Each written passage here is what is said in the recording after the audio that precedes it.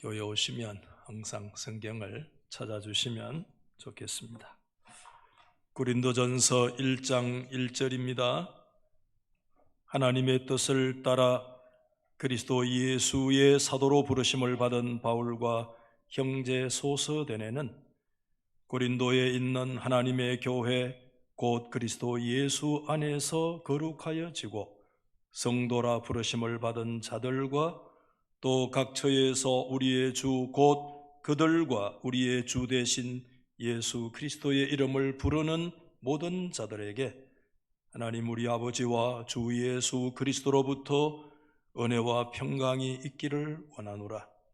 그리스도 예수 안에서 너희에게 주신 하나님의 은혜로 말미암아 내가 너희를 위하여 항상 하나님께 감사하노니 이는 너희가 그 안에서 모든 일 곧 모든 언변과 모든 지식의 풍족함으로 그리스도의 증거가 너희 중에 견고하게 되어 너희가 모든 은사의 부족함이 없이 우리 주 예수 그리스도의 나타나심을 기다림이라. 주께서 너희를 우리 주 예수 그리스도의 날에 책망할 것이 없는 자로 끝까지 견고하게 하시리라.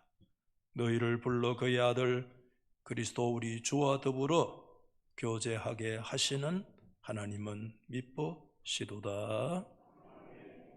아멘. 낙엽이 곱게 물이 들었어요. 앞기가 좀 주저되는 그런 길을 뚫고 예배에 오신 여러분들을 환영합니다. 11월 달은 무슨 달이죠? 감사의 달입니다. 우리 좌우에 한번 인사하겠습니다. 감사합니다. 잘 오셨습니다. 그렇게 한번 하겠습니다. 더 건강하시고 또 제가 좀 감기 목소리가 나지만 여러분들도 늘 건강에 유의하시면 좋겠습니다. 꽤 오래전에 한 젊은 분이 제 방에 찾아와서 좀 따지듯이 저에게 이렇게 말을 했어요. 목사님, 저는 이런 교단에 소속된 교회에 더 이상 다닐 마음이 없습니다. 굉장히 충격적인 그런 얘기를 저에게 했어요. 자초지종의 이야기를 들어보니까 그때 당시에 우리 교단의 수장인 총회장이 어떤 좀 불미스러운 일에 연루되어져서 교회 안뿐만 아니라 교회 밖에까지 좀 지탄을 받고 연일 심지어 일반 방송에까지 그런 얘기가 오르내리고 있었던 그때였습니다. 우리 교회가 그 총회장이 소속된 교단에 속해 있는 교회이기 때문에 한 개인의 어떤 도덕성과 그 교회를 동일시 했는지는 제가 잘 깊이 알 수는 없지만 더 이상 그런 교단에 속한 교회에 다니고 싶지가 않다 하는 그런 얘기를 했어요. 그리고 한 2주나 후에 온 가족들과 함께 멀리 타 지역으로 이사를 갔는데 굳이 이사를 갈 계획을 저는 몰랐는데 그런 계획을 가지면서 굳이 그런 얘기까지 하고 갈 필요는 있겠나 하는 생각이 인간적으로 들기도 했고 또 어느 곳에 가든지 건전한 교단에 속해져서 신앙생활을 하면 좋겠다 하는 염려와 걱정을 한 적이 있어요. 그때 제 마음속에 2가지 언뜻 생각이 들었는데 하나는 지도자들의 처신이죠. 아무리 강조해도 지나치지 않잖아요. 야고보는 선생된 자, 지도자의 하나님의 심판이 더 크다고 말씀하셨던 거 우리가 기억하는데 지도자의 잘못된 처신은 복음을 막고 하나님의 영광을 가릴 뿐만 아니라 자칫하면 교회 안에 있는 약한 성도들조차도 교회 밖으로 내몰 수 있는 통로가 될 수 있겠다 하는 생각을 가지게 됐고, 또 하나의 생각은 교회를 바라보는 우리 성도들의 관점의 문제에 대해서 생각하게 됐어요. 여러분, 좀 전문적인 용어이지만 초대교회로부터 이런 얘기가 있어요. 라틴어이긴 합니다. 엑스 오페레 오페란티스. 좀 어려운 말입니다. 엑스 오페레 오페라토 오페란티스. 이게 이제 교회의 문제를 말하기 전에 교회 안에 이루어지는 성사, 세례의 문제나 아니면 어떤 임직의 문제, 예를 들어서 제가 삼위 하나님의 이름으로 세례를 주잖아요. 그러면 목사인 세례를 베푸는 제가 하나님 앞에 타락한 목사라거나 아니면 어떤 그 당시에 배교를 했던 그런 경력이 있는 목사인 당신이 베푸는 세례는 무효요. 당신이 그런 타락하고 배교한 상태에서 임직했던 그 임직 자체도 우리는 인정할 수가 없습니다. 그 근거 자체를 오페란티스, 그 일을 수행하는 사람에게 궁극적인 근거를 두기 시작하는 이 이론이죠. 거기에 비해서 엑스 오페레 오페라토 아니야.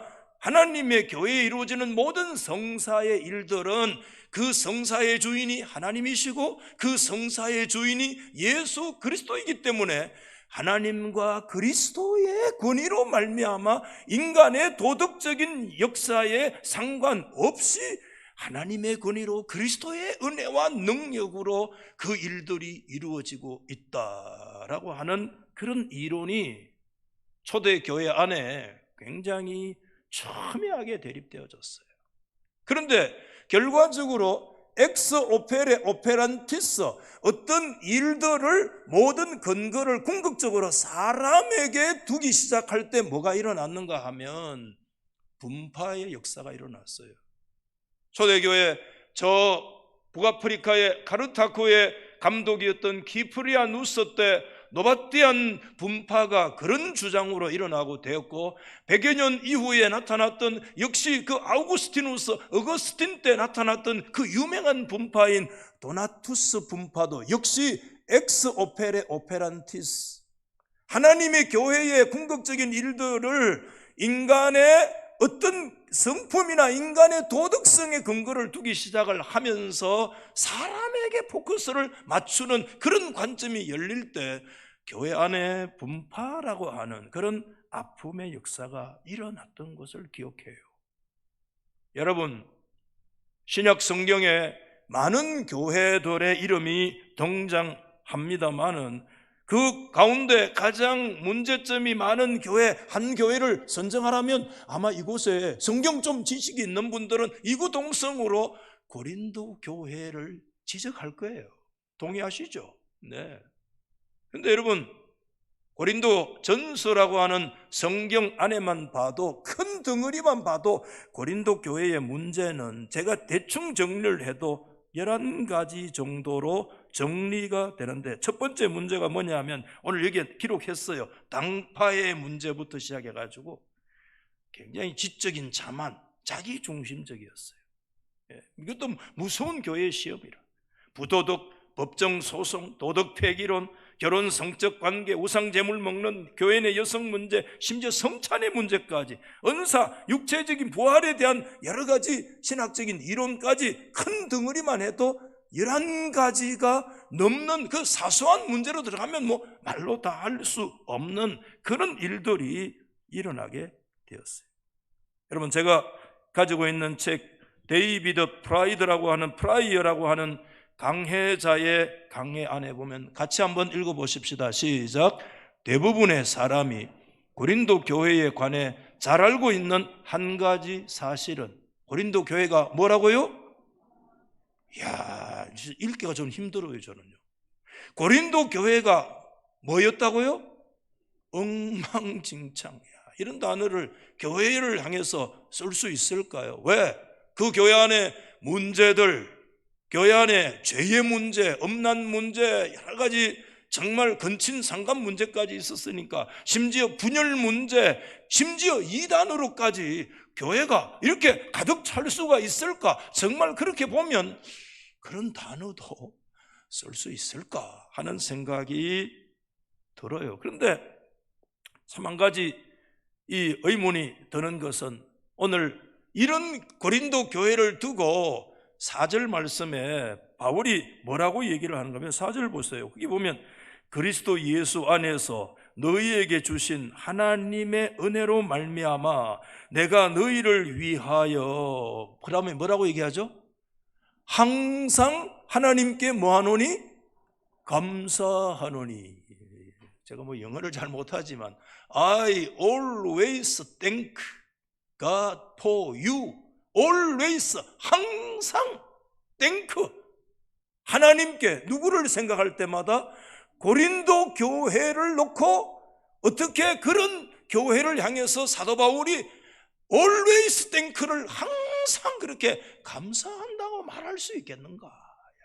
이번에 감사의 달이 이제 시작이 되어지기는 합니다만은 참 그런 의문이 제 마음속에 들어오는데, 주석가야 주석을 좀 참조를 할 수밖에 없잖아요. 그래 이게 본론부고는 이런 의문을 던져요. 바울은 교회 안에 분쟁이 있고 또 모든 은사들까지 남용하고 있는데 어떻게 그토록 감사하고 그 교회를 향해서 어떻게 그런 긍정적인 생각을 가질 수 있는가라고 하는 질문을, 성경을 주석하는 주석가도 이 성경 주석을 하면서 처음에 그런 질문을 던지고 있더라. 여러분 이해되어지죠?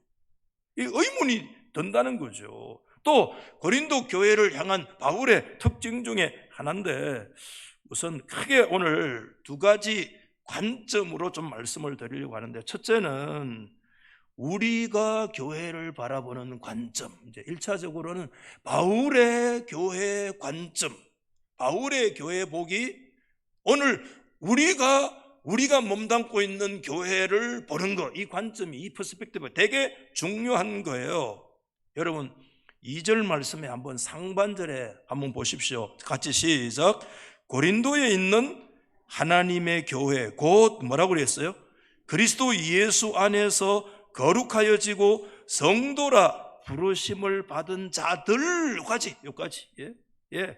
바울이 오늘 이 2절 상반절 말씀 안에 이 교회의 본질에 대한 세 가지 굉장히 중요한 단어라고 할까요? 개념이라고 하는 것을 우리 가운데 제시해 주고 있어요. 첫 번째가 뭐냐 하면 고린도에 있는 하나님의 교회라는 거예요. 여러분 오늘 하나님의 교회, 그러니까 항상 어떤 특정한 이단들이 이 용어를 사용하고 빼앗아 갔지만, 시득 시효의 관점으로 바라보면 이단들은 그 용어를, 성경을 사용할 수 있는 자체가 없어요. 왜냐하면 그 시효 자체가 취득했던 게 우리가 훨씬 앞서기 때문에, 이단들은 그런 용어를, 그런 성경의 단어를 쓴다고 할지라도 그 성경 단어를 쓸 수 있는 자격 자체가 이단들은 없어요. 그렇기 때문에, 그런 것 때문에 우리가 이 성경에 나오는 멋있는 단어들 쓰는데 우리가 주저해서는 안 돼요. 오늘 사도 바울이 하나님의 교회, 에클레시아 투 데우, 에클레시아는 부름받은 공동체를 에클레시아라고 얘기를 하잖아요. 그런데 그 당시 헬라 사회 속에, 그리스의 사회 속에는 정치적 에클레시아가 굉장히 많아요. 사회적인 에클레시아가 많은데, 오늘날로 쉽게 얘기하면 어떤 동호회 같은 걸로 우리가 모여가지고 어떤 민회로 모이고 어떤 회집을 하는 그런 경우들이 굉장히, 에클레시아가, 정치적 에클레시아, 사회적 에클레시아가 굉장히 많은데, 그런 에클레시아하고 그 에클레시아라는 단어를 세례 주어서 그걸 차용해서 교회라는 단어로 이제 서서히 굳어지게 되어지는데, 그걸 좀 구별을 하려고 하면 그냥 에클레시아 하면 이게 뭔 에클레시아인지 헷갈릴 수도 있기 때문에 거기에 투데우, 하나님의 에클레시아다. 정치적 에클레시아, 동호회적 에클레시아, 사회적인 어떤 기호를 따라서 움직여졌던 그런 에클레시아가 아니라 에클레시아 투데우, 하나님의 에클레시아다. 그러면서 그 앞에 붙어 있는 게 뭐냐면 고린도에 있는 에클레시아 두 데우다. 고린도라고 하는 것은 하나의 지역이잖아요. 하나님의 교회는 로컬 교회예요. 지역 교회입니다. 아프리카에 교회가 있고 미국에도 있고 오늘 대한민국에도 있고 대한민국에 6만여 교회가 있는데 이 서구의 이 비산동에 70년 전에 하나님께서 이 교회를 세워주셨습니다. 비산 사동에 있는 교회, 그게 달서교회인데 이 고린도에 있는 교회지만 그 로컬 교회로만 보는 것이 아니라 그 바울은 그 로컬 교회를 뭐라고 바라보고 있는가 하면 두 에클레시아 두 데오, 하나님의 교회다. 여러분, 이 관점은 굉장히 중요한 관점이라고 저는 믿고 있어요. 오늘 우리가 하나님 앞에 신앙생활을 할 때 그 출발점이 뭐냐 하면 하나님 앞에 이 믿음의 출발점의 기초석을 탁 잘 나와야 돼요. 여러분 아시죠? 고린도 교회의 최대의 첫 번째 문제가 파당의 문제. 이 고린도서 1장 12절에 보면 그런 말씀이 있잖아요. 유명한 말씀이기 때문에 더 설명 안 드려도 알죠. 바울에게 나 아볼로에게 속했어. 나는 게바파야. 야, 인간이 뭐 그렇게 중요하냐? 그리스도가 중요하지. 나는 그리스도파야. 더 이상 설명 안 드려도 여러분 너무나 알고 있는 고린도 교회의 아픔의 문제잖아요. 근데 여러분 바울은 그 중에서 바울파, 이 고린도 교회는 바울의 교회야 라고 주장했던 사람들, 바울에게 속한 교회라고 했던 사람들이 굉장히 많이 있었어요. 그렇지만 바울은 한 번도 그 고린도 교회를 일컬어서 나의 교회라고 말하지 않았습니다. 그게 누구의 교회냐 하면 에클레시아 두 데우, 하나님의 교회다. 아멘이죠? 하나님의 교회라고 하는 이 믿음의 기초석이 딱 가슴 중심에 딱 놓여 있는 사람하고 하나님의 교회라고 하는 이 믿음의 초석이 딱 놓여지지 않는 사람의 신앙생활은 천양지차입니다. 전혀 달라요. 제가 신방 가서 강조를 많이 하는데 교회의 주인의식을 가져라 그런 얘기를 많이 하죠. 이 교회를 누가 책임질 거냐 그런 얘기를 제가 많이 합니다. 주인의식 계속 제가 강조하는 것 중에 하나입니다. 우리가 교회의 애착을 가지고 이 교회가 내 교회요, 이 교회가 나의 교회요, 교회의 주인의식을 가지고 정말 교회를 위해서 마음을 다하고 뜻을 다하는 거 굉장히 중요하고 정말 바람직하고 권장할 만한 일이기는 해요. 그렇지만은요, 그 교회를 가지는 정말 애착과 주인의식이 뭐를 능가해서는 안 되냐면 하나님의 소유라고 하는, 이 교회가 하나님의 주인이시라고 하는 그 시작점, 하나님의 소유의식을 내 주인의식이 침범하거나 능가해서는 안 돼요. 때로는 여기에서 너무 지나쳐가지고 사소한 문제의 논점에 깊이 들어가 보면 내 주인의식이 하나님의 소유의식을 때로는 능가하고 때로는 침범하는 그런 순간들이 많이 있는데, 그 문제의 모든 궁극적인 시작이 내가 아니라 어디서 시작되느냐? 하나님이 시작점이 되어야 되고, 어떤 경우에도 교회의 시작, 교회의 진행, 교회의 목적이 하나님께 있음을 고백할 수 있는 저와 여러분 되시기를 주의 이름으로 축원합니다. 아멘이죠? 받아하십시다. 고린도에 있는 교회는 누구 교회라? 하나님의 교회. 비산동에 있는 이 달서 교회는 누구의 교회라? 한 번 더 하십시다. 비산동에 있는 이 교회는 누구의 교회입니까? 믿으면 아멘 하십시다. 그럼요, 이 초석이 탁 놓여져야 됩니다, 여러분. 말하면 들어보면 알아요. 그 속에 교회 간의 초석이 하나님의 교회라고 하는 영적인 관점이 딱 놓여 있는 사람이구나, 그렇지 않구나 하는 게 달라요. 색깔이, 결이 달라요. 여러분, 미안하지만.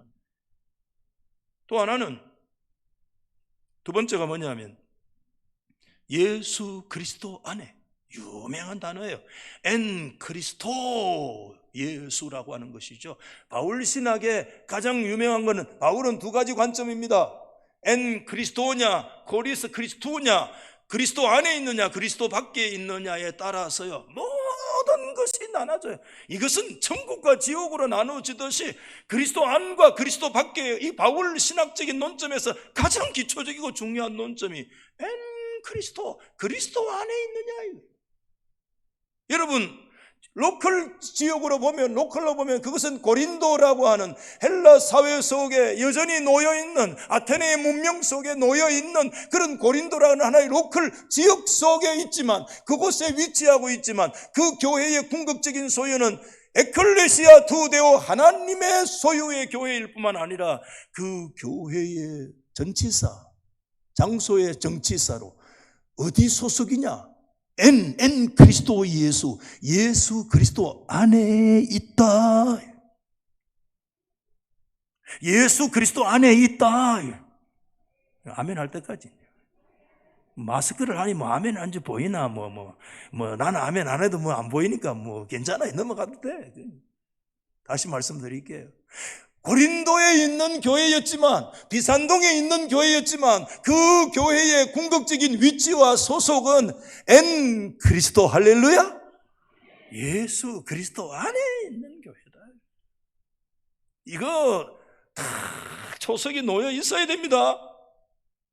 그래야 여러분 눈이 뜨이고, 그래야 교회관이 바로 시작이 되어지고, 이 초석이 놓여지지 않으면 이 교회가 뭔지, 이게 정치적인 에클레시아인지 사회적인 에클레시아인지, 이 세상에서 무슨 개초하는 모임인지 이 구분이 안 되는 거야. 길을 잃어버려요.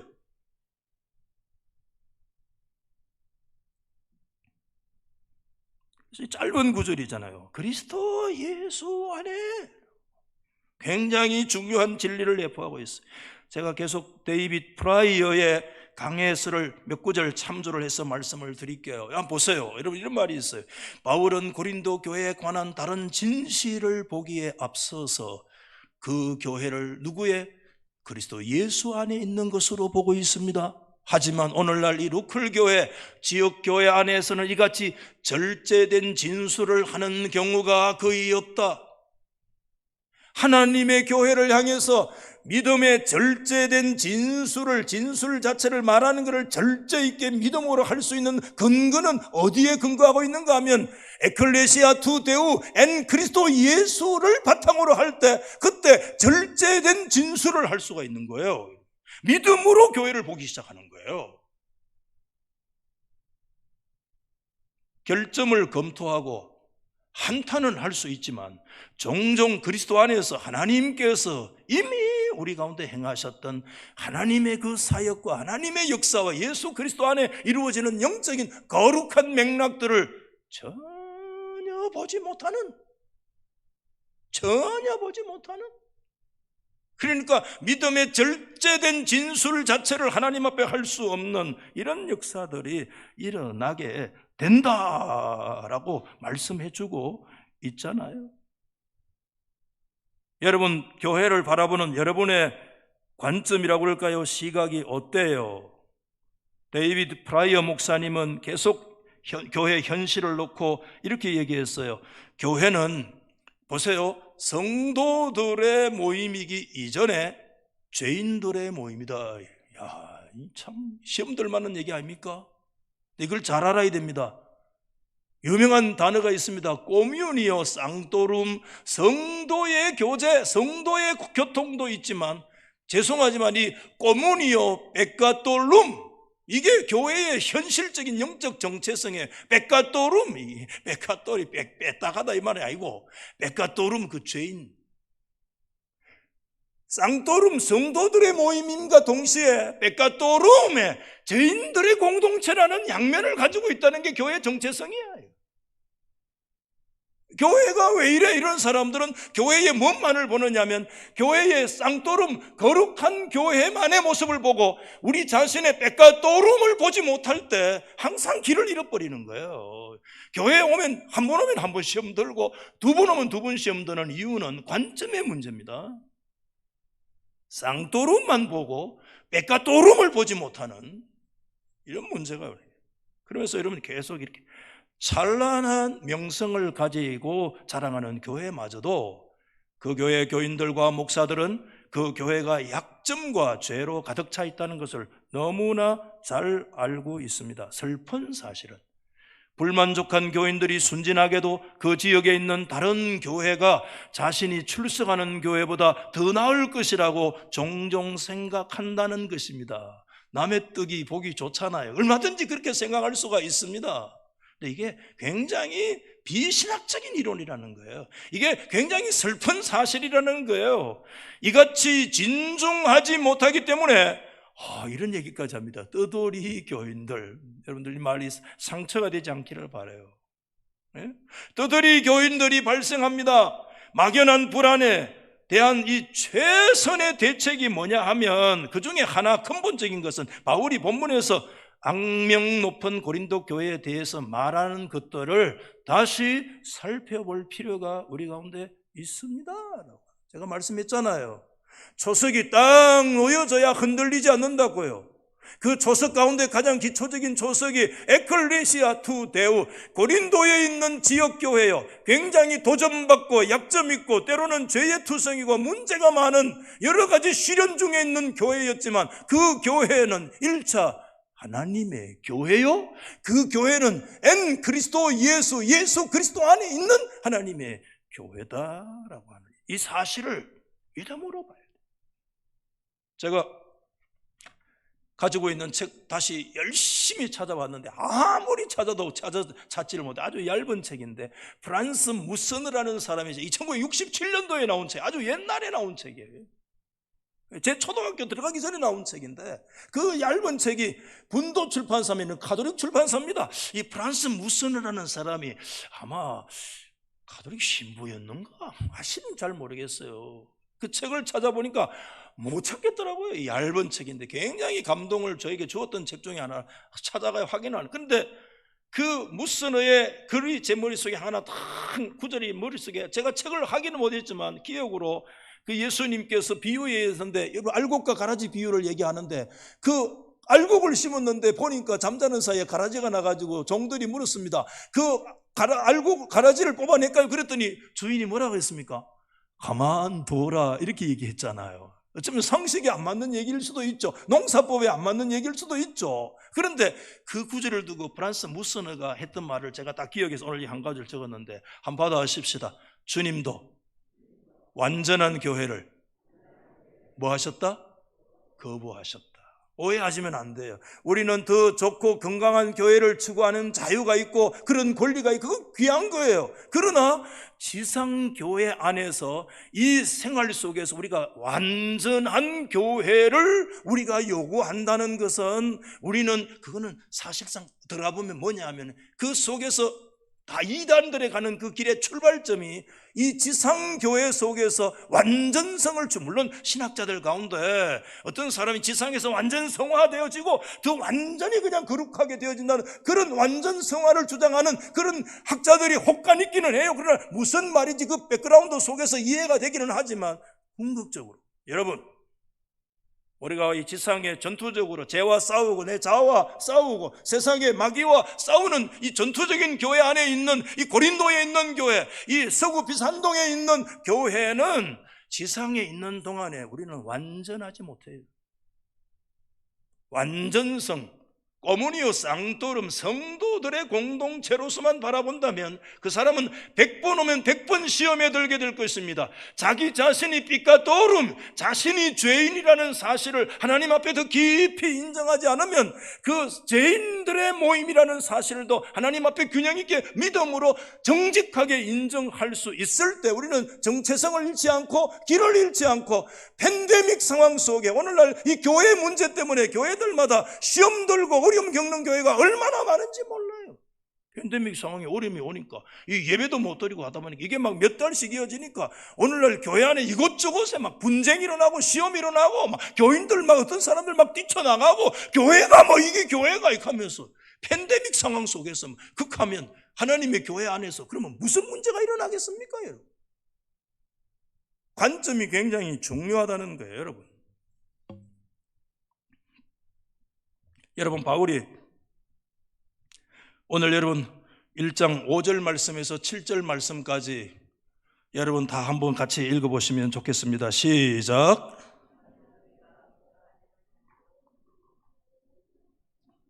좀 읽으셔야 제가 물을 한 잔 마시는데. 자, 그렇죠. 자, 다시 한번 읽어보 시작. 이는 너희가 그 안에서 모든 일 곧 모든 언변과 모든 지식에 풍족하고 그리스도의 증거가 너희 중에 견고하게 되고 너희가 모든 은사에 부족함이 없고 우리 주 예수 그리스도의 나타나심을 뭐죠? 기다린다. 야, 여러분, 고린도 교회가요, 아까 프라이 목사님 뭐라 그랬어요? 엉망진창이라는 이 쓸 수 없는 단어를 썼을 정도인데 그 교회를 향해서 또 다른 면을 보니까 그 교회 안에 하나님께서 주신 은사와 축복이 엄청나다는 거예요. 엄청난 거예요. 예. 심지어 그리스도의 예수의 날, 주님의 오시는 재림과 종말 때에 정말 나타날 것까지 기다릴 수 있는 그런 하나님의 은사들을 주셨는데, 제가 이 말씀을 묵상하면서 한 문장으로 이렇게 정리를 좀 해봤어요. 어떻게 되냐? 한번 받아십시다. 약점이 있어도 하나님의 은혜가 떨어진 거 아니다. 할렐루야. 죄인들의 공동체이지만 그것은 그리스도 안에서 성도들의 공동체이기도 합니다. 할렐루야. 믿음의 안목이 우리 가운데 요구되어진다는 것. 그러므로 우리의 출발은 약점에서 얼마든지 출발할 수 있지만 사도 바울은 앞으로 낱낱이, 여러분 이 고린도 교회 성경 읽어보면 그런 문제를 다 11가지 내가 처음에 제시했잖아요. 그런데 그 출발점을 문제점에서 출발하지 않고 그럼에도 불구하고 하나님의 교회에 주신 그런 하나님의 은혜에서 출발하고 있다는 거예요. 여러분들, 코로나 이 상황, 이 팬데믹, 이 포스트 팬데믹 처치, 이 팬데믹 이후에 하나님의 교회가 어떻게 되어질 것인가에 대해서 오늘날 많은 사람들이 지금 심각한 고민을 하고 있는, 목회 계획을 앞으로 어떻게 세워야 될 것인가, 모두 다 목회자들과 교회 지도자들이 골머리를 앓을 수밖에 없는 이런 상황 속에 놓여 있기는 하지만, 그럼에도 불구하고 우리가 어디에서 시작되어지는가 하면 약점이 많은 세상의 시련 중에 여러 가지 병에 도전을 받고 있는, 죄에 도전을 받고 있는 하나님의 교회여지만 그 교회를 향하여 주셨던 하나님의 은혜에서 출발할 수 있는 그런 믿음의 안목이 우리 가운데 열려지기를 주의 이름으로 축원합니다. 그래서 궁극적으로 바울이 세 번째 쓰는 용어가 뭐라고 쓰고 있는가 하면 거룩하여진 성도라는 단어가, 성도라는 단어를 한번, 성도라는 단어가 있잖아요. 야, 말이 됩니까 여러분? 음란하게 짝이 없는 그런 음란의 문제가 교회 안에 들어왔어요. 여러분, 건친 상간의 문제까지 교회 안에 들어왔습니다. 야, 이 말로도 할 수 없는 문제들이 교회 안에 일어났습니다. 그런데 사도 바울은 뭐라고 얘기하느냐 하면 그 교회가 거룩하여져서 성도라고 불리는 하나님의 역사가 일어나게 되리라. 말씀을 우리 가운데 주고 있는 게, 여러분, 하나님의 교회를 어떻게 믿음으로 바라볼 것인가? 이 팬데믹 상황 속에서, 이 정말 이 전대미문의 이 상황 속에서 우리가 하나님의 교회를 어떻게 바라보게 될 것인가? 오늘날 교회가 막 뒤뚱거리고, 야, 여러분, 제가 신학대학원에서 학생들을 많이 20년 동안 가르쳤는데 그 제자들 중에 많은 제자들이 엄청나게 교회를 개척했어요. 제가 그 교회 제자들을 위해서 도와주지는 못하지만은 제가 늘 그들의 상황 SNS를 보면서 격려하고 기도하고 있는 그런 사람 중에 하나인데, 그 제자들이 개척한 교회들 많이 보니까 지금 여러 교회들이요, 지금 이 팬데믹 상황을 맞이해가지고 뭐를 못 내고 있는가 하면 이게 집세를 전부 다 못 내가지고 전부 다 이걸 정리해가지고 카페로 들어가고 어디로 들어가는 이런 일들을 바라볼 때 제가 너무 마음이 아픈 거예요, 사실. 오늘 우리가 이렇게 모여서 예배를 드리게 되어지는 거, 이게 때로는 그들 앞에서 좀 막 송구한 마음이 들 정도로 감사한 마음이 제 속에 있어요, 여러분. 오늘 이런 상황 속에서 우리가 하나님의 교회를 이 팬데믹 상황 속에서 우리가 어떻게 바라볼 수 있느냐? 우리의 본질을 놓치면 안 된다. 그 정체성을 놓치면 길을 잃어버리는 것이다.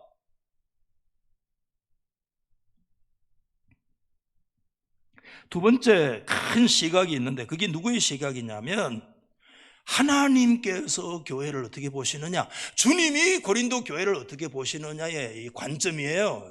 우리가 바울의 관점도 굉장히 귀했잖아요. 그러나 바울의 관점이 그게 가능할 수 있었던 그 이유가 궁극적으로 어디에 있을까? 그 이유는 하나님께서 주님이 그 교회를 어떻게 보시느냐를 믿음으로 수용하고 그것을 바탕으로 하나님의 교회를 바라볼 수 있었다고 저는 그렇게 믿거든요. 여러분, 오늘 9절 끝에 보면 그런 말씀이 있어요. 9절 끝에 우리 주와 더불어 교제하게 하시는 바다 하십시다. 하나님은 미쁘시다. 여러분, 미쁘시다는 말씀이 뭐 알듯 말듯 하고 그러잖아요. 굉장히 아름다운 단어이기도 해요. 여기에 미쁘시다는 말의 좀 문자적인 뜻은 신실하시다 이런 뜻이에요. faithfulness. 하나님이 충성한 믿음이 충만하신 분이다. 하나님은 언제든지 믿어온 분이다. 그런 뜻이에요. 이 미쁘시다라는 단어가요. 헬라 말로 피스토스 호데오스, 데오스 하나님이거든요. 호데오스. 그러니까 문자로 이걸 얘기하면 피스티스, 믿음이 있는 호데오스, 그 하나님, 그런 뜻이에요. 여러분 믿음 있죠? 근데 여러분 진짜 믿음 있는 분 딱 한 분 계세요. 그분은 하나님이신 줄 믿습니다. 하나님은 믿음의 하나님이세요. 하나님은 믿음이 충만하신 하나님이세요. 피스티스 호데오스, 믿음이 있는 그 하나님은 진짜 하나님 한 분이에요. 그 하나님이 저와 여러분에게 예수 안에서 그 하나님이 충만한 믿음을 우리 가운데 나누어 주시고 선물로 주셔서 우리가 그 믿음을 하나님이 주시는 선물로 받은 줄 믿습니다. 내가 믿음 좋다, 누가 믿음 좋다 그러지만 여러분 진짜 믿음이 좋으신 분은 딱 한 분이세요. 하나님 아버지는 믿음이 충만하신 미쁘신 하나님이신 줄 믿습니다. 그러므로 우리가 이 하나님의 미쁘심이라고 하는 하나님의 그 신실하심의 그 믿음의 관점으로 하나님의 교회를 어떻게 바라보고 계시느냐, 두 가지 관점이 바라보는데 8절에 보면 첫 번째는 하나님의 교회는 책망할 것이 없다. 이렇게 첫 번째, 책망할 것이 없다. 여러분 8절 말씀 한번 볼까요? 자, 시작. 같이 시작. 주께서 너희를 우리 주 예수 그리스도의 날에 뭐죠? 책망할 것이 없는 자로 끝까지 견고하게 하시리라. 한번 저를 보세요. 여러분 진짜 책망할 것이 없습니까? 예? 주님이 여러분 책망할 게 없어요? 지난 한 주간에 월요일부터 오늘까지 책망할 거 하나도 안 받고 그렇게 없이 살았다는 분 혹시 있으면 아멘 하세요. 미안합니다. 아멘 할 수도 있는데 아멘하면 이단될 것 같아. 내가 볼 때는 없어요. 미안하지만 없어요. 마음 한 번 구석이라도 죄를 짓고, 그렇죠? 예. 그런데 어떻게 너희가 그리스도의 날에 책망할 것이 없는 존재, 이게 하나님의 신실하심으로 하나님이 우리를 바라보시는 하나님의 거룩한 관점을 얘기하는, 여기에 심판 때는 하나님의 책망 때, 예수의 날이 심판 때고 책망이라는 단어가 있는데 이거는 무슨 뜻인가 하면 고발하다는 뜻입니다. 마지막 심판 때에 그 하나님이 저와 여러분을 얼마든지 고발할 만해요, 안 해요? 고발할 건수가요 몇 건쯤 되겠습니까? 예? 목사님 나를 봅니까? 야, 이때 목사가 이렇게 쳐다보면 막 고개를 다 숙이잖아요. 저도 하나님 앞에 숙일 만한 존재거든요. 하나님 앞에 우리 주님이 저와 여러분들을 고발할 수 있는 건수를 찾으려면, 이게 뭐 재정 설명서를 쓰기 시작하면 여러분 어떤 판사는 막 그 3만 페이지 5만 페이지라 가는데 이거는 이 트럭으로 우리가 일생 동안 지은 죄의 고발장을 하나님이 죄정 설명서를 쓴다고 하면, 태어나서 죽을 때까지 썼다고 하면 여러분 10톤 트럭으로 몇 대 될 것 같습니까? 몇 대 될 것 같습니까? 계산 안 됩니다. 미안하지만요. 세상에 어느 누구 판사도 그 죄를 판단할 수가 없어요. 왜? 너무 많거든. 전부터 끝까지거든. 전부. 근데 얼마나 놀라운 게, 그 마지막 주님의 심판 때 고발하지 않는데요. 책임을 여긴다고, 그거 하나님이 고발을 얘기하는데 뭐라고 얘기하고 있는가 하면, 이것은 무슨 뜻이냐 하면, 예수 그리스도 안에서 고린도 교회는요 영적인 법적으로 허물이 없는 자들이며, 따라서 고발 자체가 원초적으로 불가능한 존재라는 것을 말씀해 주고 있어요. 할렐루야. 이건 누가 바라보시는 관점입니까? 하나님께서 그리스도 예수 안에서 고린도 교회를 바라보고 있는 관점인 줄 믿으시기 바랍니다. 오늘 이것은 고린도 교회만을 바라보고 있는 관점으로 보면 우리 설교 들을 필요도 없죠. 그 관점은 지금 이 시간에 그리스도 예수 안에서 하나님이 우리 교회를, 하나님이 이 시간에 저와 여러분들을 바라보시는 주님의 신실하신 관점인 줄 믿습니다. 이 관점을 우리가 놓치면 안 됩니다. 누가? 사단은 계속해서 고발해요. 강단에 따라올 목사를 여기 계속 따라와가지고 여기 엎드릴 때까지 저에게 고발을 합니다. 네 그런데 네 오늘 설교할래? 하면서 또 고발을 하더라고 저한테. 그래서 여러분 제가 계속 붙들고 있는 말씀이 있잖아요. 로마서 8장 33절 말씀에 누가 능히 하나님께서 택하신 자들을 고발하리요 의롭다고 하시니는 하나님이신데 누가 와서 우리를 정죄할 수 있겠느냐. 할렐루야. 이게 하나님께서 바라보시는 그리스도 안에 하나님의 신실하심으로 주원을 바라보시고 교회를 바라보시고 고린도의 그 죄의 문화 속에 죄를 먹고 마시는 그 로컬 교회를 바라보시는 하나님의 신실하심 첫 번째 안목이 뭐냐? 예수 안에서 책망할 것이 없다. 야, 엄청난 관점이에요. 두 번째, 마지막 하나님의 말씀이죠. 하나님 이쁘신 하나님이신데 여러분 9절 말씀을 한번 읽어봅시다. 시작. 너희를 불러 그의 아들 예수 그리스도 우리 주와 더불어 그 다음에 교제하게 하시는 하나님은 미쁘시다. 제가 여기 교제라는 단어를 먼저 제목으로 썼어야 되는데 교제하게 하시는 하나님, 이게 뭐냐 하면 여러분 교제라고 하는 단어가 유명한 이 헬라어인데 코이노니아라고 상식이 됐잖아요. 코이노니아 유명한 단어인데 근데 학자들은요, 이 코이노니아라는 단어를요, 정확하게 번역하기가 어렵대요. 왜냐하면 그 당시 사업상의 용어인데, 코이노니아라는 단어는 굳이 문자적으로 번역하면, 한번 받아십시다. 공동주주가 된다. 그런 뜻이거든. 야, 실감이 안 온다고. 왜? 뭐 주식이 좀 몇만 주 있어야 그래 내가 주주구나, 공동주주구나, 이리 좀 실감이 오는데 저는 주식 하나도 없는데 별로 실감이 안 와요 사실. 그러나 여러분 굉장히 소중한 말씀입니다. 여러분 오늘 이와 같은 일에 저와 여러분들이 투자한 거 있습니까? 그런데 예수 안에서 우리가 함께 교제하는 공동주주가 될 수 있는 이 은혜를 주시는데 여러분이 뭘 하나님 앞에 투자했습니까? 이것은 전적으로 예수 그리스도 안에 있는 하나님의 은혜인 줄 믿으시기를 바랍니다.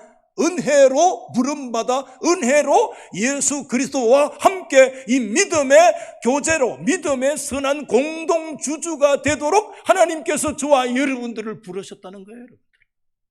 할렐루야. 주식 하나 없다고 너무 실망하지 마십시오. 우리는 세상의 주식은 없어도요, 하나님의 나라 주식이 예수 그리스도가 가지고 계신 주주가 나의 것이며 내 것이 주님의 것이고 주와 나는 이 믿음의 영적인 엄청난 분야의 공동주주로 우리가 하나님 앞에 서 있습니다. 아멘. 이야, 주님 우리 그렇게 보시는 거예요. 가난뱅인데 주식 하나도 없는데 너무 낙심하지 마라. 세상의 주식은 쪼가리가 되고 흙쪼가리가 될 수도 있지만 영영한 하나님의 주식 예수 안에 공동 주식을 받을지어다.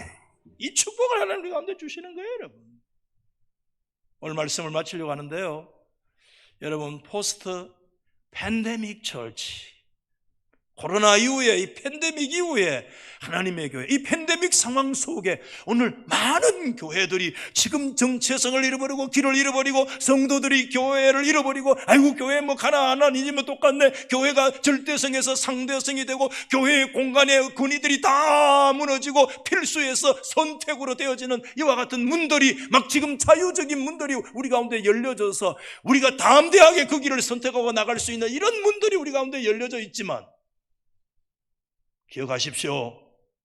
우리가 놓쳐서는 안 됩니다. 본질을 놓쳐서는 안 됩니다.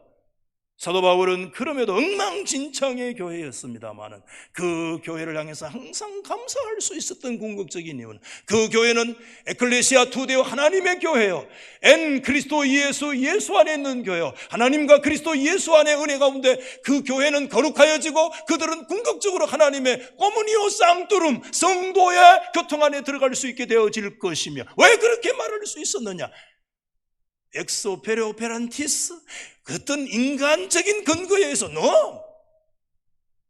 오로지 그 가운데서도 우리를 그리스도 안에서 속량하시고 우리를 어떤 사단과 죄로부터 고발로부터 우리를 용납하거나 내어주지 않으시고 믿으신 하나님이 신실하셔서 궁극적으로 그리스도 예수 안에서 저와 여러분들을 믿음의 공동주주가 되도록 역사하시는 하나님 그분의 믿으심과 하나님의 신실하심 때문에 할렐루야, 오늘 우리는 이 팬데믹 상황 속에서도 우리는 길을 잃지 않고 주님의 교회로서의 믿음의 길을 걸어가게 될 줄로 믿습니다. 달서교에 속한 성도들 한 사람도 본질과 믿음의 길을 잃어버리지 아니하고 이 상황 속에서도 본질과 그리스도 예수를 부여잡고 믿음으로 승리하는 역사의 길을 나사렛 예수 이름으로 축원합니다. 오늘 다른 찬송을 못 찾고 제일 찬송이 210